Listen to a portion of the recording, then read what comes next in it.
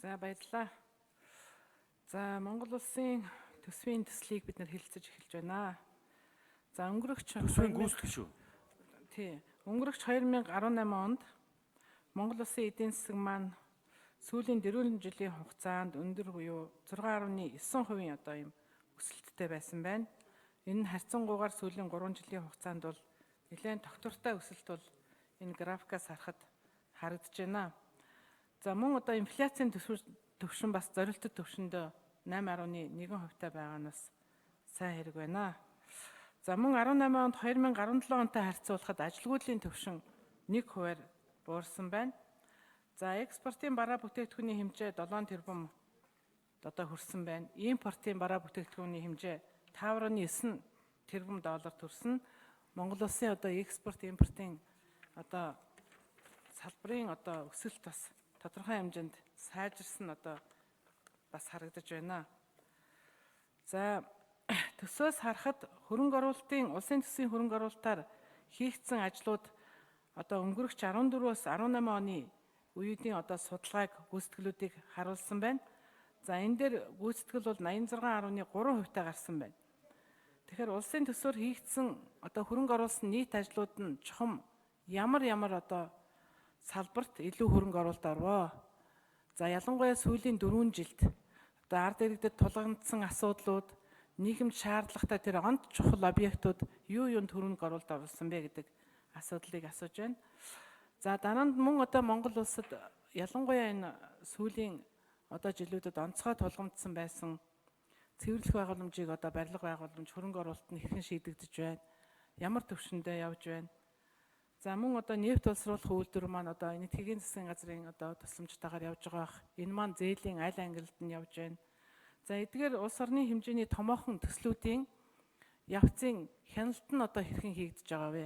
Олон улсын одоо аудит, экспертизийн байгууллагуудаар хянагдаж явж байна уу? Үе шатны хяналт маш чухал байдаг л да. Ялангуяа томоохон бүтээн байгуулалт жишээлбэл одоо томоохон үйлдвэрийг барьж байгуулах үе шатны хяналтгүйгээс олон сая долларын алдагдалд орох ийм одоо зүйл үүсдэг, ийм туршлага байдаг, түүх байдаг. Ийм учраас энэ хөрөнгө оруулалтын явцын хяналтуудыг томоохон төслүүдээр яаж хийж байна вэ? Ялангуяа Монгол улсад байхгүй шинэ техник технологийн үйлдвэрүүдийн хөрөнгө оруулалтыг сангийн яамны зүгээс хэрхэн хяндаг юм бэ? Засч болохгүй алдаанд орох ийм эрсдлийг тооцож ажиллаж байгаа юу? За мөн одоо сүүлийн үед бид одоо хідэн сантай ажиллаж байна. За нөгөө тариалан эрхлэлтийг дэмжих сан, шинжилгээ ухааны одоо техник технологийн одоо судалгааны сан, за мөн тэгэл нөгөө жижиг дунд үйлдвэрийг одоо хөгжүүлэх дэмжих сангууд маань одоо хэр одоо үр бүтээлтэй ажиллаж байна вэ? Эндээс одоо дэмжлэг тусламж авах иргэдийн тоо зөөрөхгүй байна. Одоо тойрог дээр ажиллаж байхад жижиг дунд үйлдвэрээс зээл авах иргэд бол маш олон байх юм аа. Тэгэхээр энд зээл олох хүнд суртал хэр одоо буурсан болоо? Энэ талаар одоо сангийн яамны зүгээс ямар хяналт шалгалт тавьж ажиллаж байгаа болоо? За мөн ахмадуудын тэтгэврийн зээлийн хүүг бид нар бууруулсан байгаа тодорхой хэмжээгээр. За энэ хүүг одоо бууруулснаар зарим газар одоо үйлчлэгээнийхээ явцад хүү буурагдахгүй байна гэж яриад байна.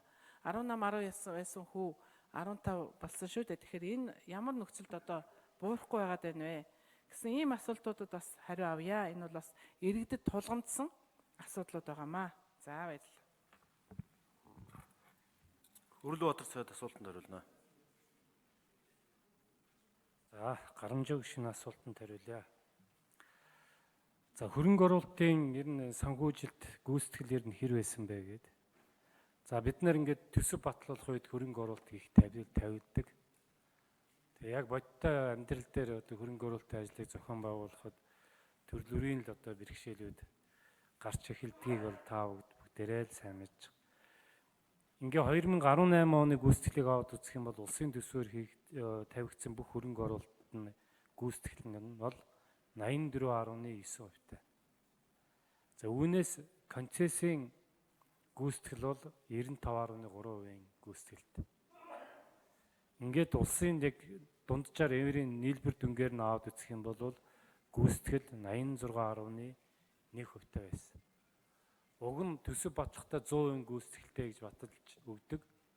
А яг 86 он 2018 онд бол гүйцэтгэл хөрөнгө оруулалтын гүйцэтгэл бол 86.1% гүйцэтгэлтэй байсан гэдгийг хэлмээр байна. За энэ дээр бол та бүгдээрээ мэдж байгаа. За зураг төсөвтэй, за газартай холбоотой, за янз бүрийн одоо нөгөө ажилтай холбоотой тендер дээр уддаг, шүүгддэг ийм асуудлууд явагдсан. Тендертэй холбоотой уддаг асуудлуудыг улсын хурлаас тендерийн хуулинд нэмэлт өөрчлөлт оруулаад өгсөн. За энэ хэмжээгээр бол тэр шинэ хууль гарсан учраас маргаан эднэр бол нэлээд бага гардаг болсон. Нэлээд энэ ажлыг бол хөрөнгө оруулалтын ажлыг явуулахад айгүй амар дөхөн болж байгаа гэдгийг би өөр онцлж хэлмээр байна. Энэ дээр их хурл дээр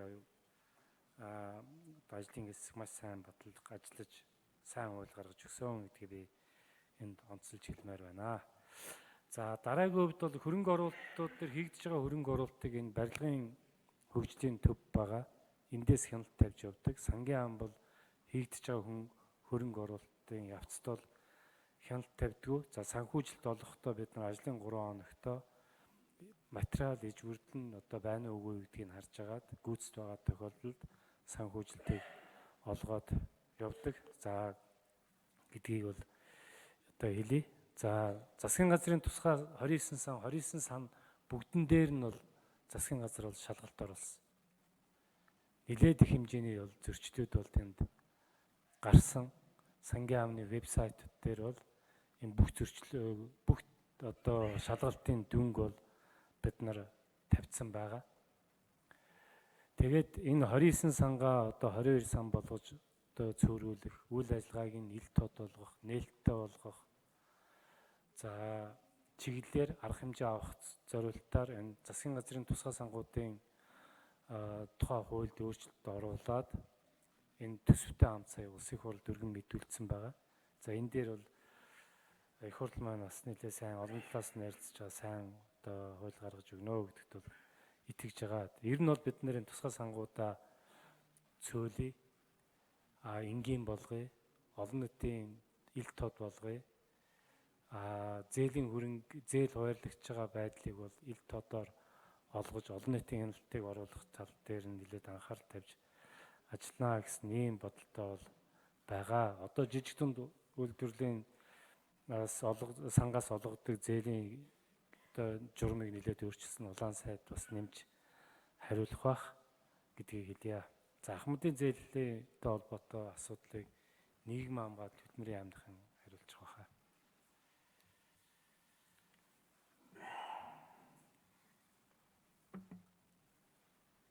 Улаан сайд хариулах уу? За улаан сайд асуултанд хариулна. За баярлалаа. Тэгэхээр манай системд 3 одоо тусгай зориултын сан байсан.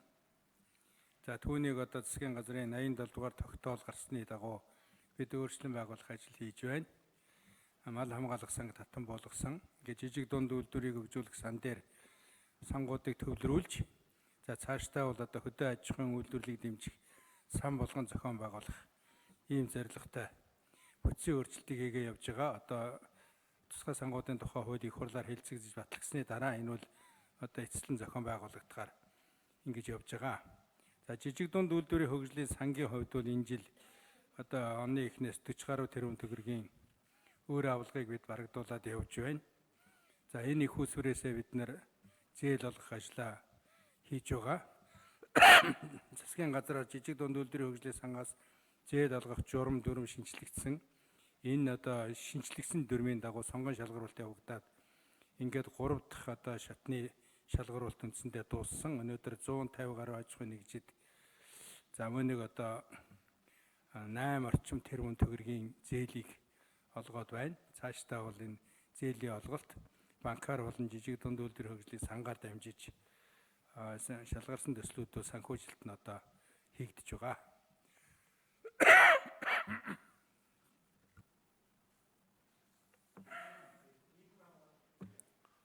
Нийгмийн хамгаалалт хөтөлмөрийн яамнаас юм байна. Нийгмийн хамгаалалт хөтөлмөрийн яамны төрийн нэрмжийн дарга өнөр 2 байна.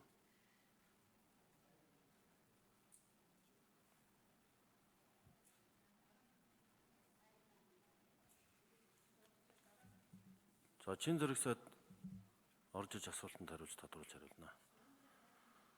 Одоо Дулаан цэргийн оюун урлагч асуулт асууж өгөх гэлнэ.